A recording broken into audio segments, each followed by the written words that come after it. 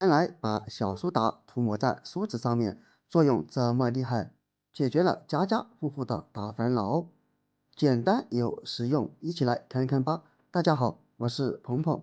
使用小苏打大家都非常熟悉吧？用来蒸包子、馒头都能用到它。它也被称之为碳酸氢钠，是非常常见的一种食品添加剂和家庭用品。但是你知道吗？其实它在生活当中还有很多的小妙用，一起来看看吧。妙用一，看一看梳子，我们每天都会用到它，但是用久了之后，梳子上面会特别的脏，那些都是咱们头上的油以及头发上的灰尘而产生出来的污垢，非常的难以处理掉。这里我们只需要把梳子放在水中打湿后，把食用小苏打涂抹在梳子上，然后抹一抹，把小苏打涂抹在梳子上的每一个部位。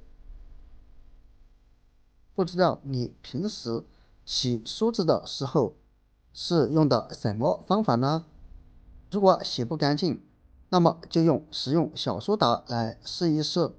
像这样，把小苏打涂抹在梳子上过后，接下来用一个不要的牙刷或者用刷子来刷就可以了。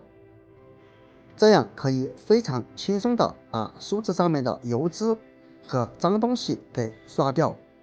经过刷洗的地方可以看见已经变得干净了许多，并且有很多的脏东西被刷出来，看一看是不是特别的脏，然后再把梳子翻过来，继续用这个方式来刷。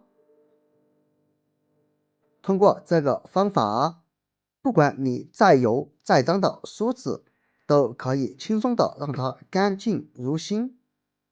刷好过后，给它放在水中，这样再清洗一下就可以了。看一看现在的梳子和刚刚处理之前的梳子是不是差别非常的大呢？最后再用水给它冲洗一下即可。刚刚还特别脏的梳子，现在已经变得干净如新了。朋友们，这个方法还不错吧？妙用二，可以代替洗洁精来清洗油脂。如果说家里没有洗洁精的时候，咱们就可以倒上一点食用小苏打，并且食用小苏打比洗洁精更好用哦。平时用洗洁精，洗洁精的残留非常难以清洗干净，而小苏打本来就可以用来泡水喝，所以就算没有清理干净，也不会对我们造成任何的伤害。倒上食用小苏打过后，用手这样搓一搓，可以看见粘在碗上的油脂就已经开始脱落了。将整只碗都用小苏打搓上一遍过后，现在只需打开水，轻轻的冲一冲，上面的油脂就已经不见了。看一看是不是特别的干净呢？你觉得这个方法怎么样啊？妙用三，洗水果。现在的水果谁都不知道到底有没有农药残留，很多人直接用水洗，其实那样是洗不干净的。我们洗水果的时候，可以先把它放在水中，把表面打湿，像这样，然后在水果上倒上一点食用小苏打，最后用手把整只苹果用食用小苏打这样搓洗一下，不仅可以把苹果表面的脏东西给洗掉，而且还可以有效的去除水果上面的农药残留。通过这种方法清洗出来的水果，吃起来才会更加的放心，也会更加的卫生健康。然后在水中把表面残留的小苏打清洗干净，我们就可以吃了。最后就得到了一个这样洗得干干净净的大苹果。当然了，还可以用来清洗蔬菜。